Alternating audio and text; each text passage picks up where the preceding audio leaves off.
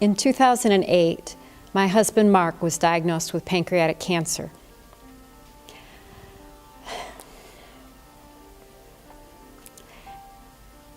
He had been raised in a non-churched family. And so after he received the diagnosis and we knew that it was terminal, we started having conversations about God and heaven and the afterlife and what all that meant. And then just a couple of days after Christmas, he started getting really sick. And we went to the doctors on Monday. Thursday,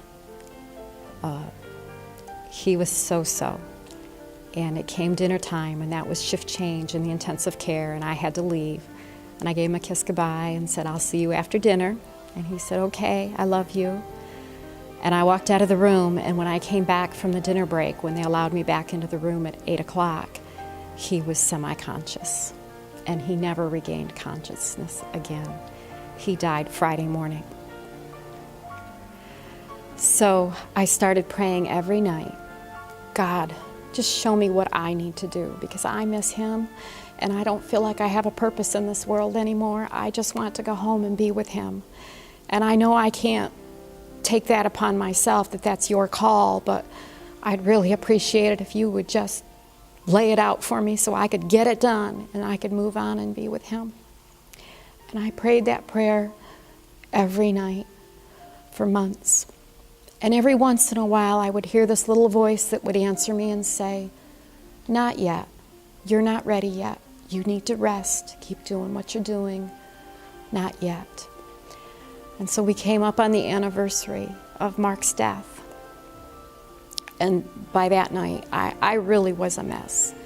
I mean, I was down on my knees on the floor in the bedroom, just crying and begging God to give me an answer, because I just couldn't take it anymore. I couldn't take one more night alone. And out of nowhere, just out of nowhere, I felt this amazing presence. I felt like I was being wrapped in my mother's arms and being comforted like I hadn't felt, like I hadn't felt in a very long time. And I climbed into bed and I instantly fell asleep. And it was the best sleep I'd had since 2008. And when I woke up the next morning, as soon as I opened my eyes, I don't know where it came from, but I knew it was, I need to go to Perkins. God is calling me to go to Perkins. And so I sat with my boss, and she's all proud and hands me this contract, and kind of matter-of-factly assuming that, well, of course, where's she going to go? This poor widow, she has no place to go. And she slid it across the desk to me, and I read it, and I thanked her for it, and then I slid it back across the desk, and I said, "No, I'm not signing this. I'm going to seminary. God's called me to do something new, and I'm giving you my 2 weeks notice today."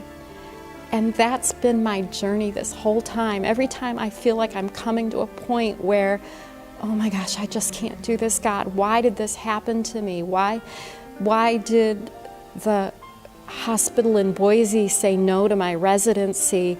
Why did I end up going to Houston Methodist Hospital as a residency when I wanted to go out west and be with my kids? And then I see, oh, I came to Houston so that I could come to Pearland. And my prayer is really about opening my heart and listening to God every day. So now my prayer is still, God, what work do you have for me to do? What do you want me to do?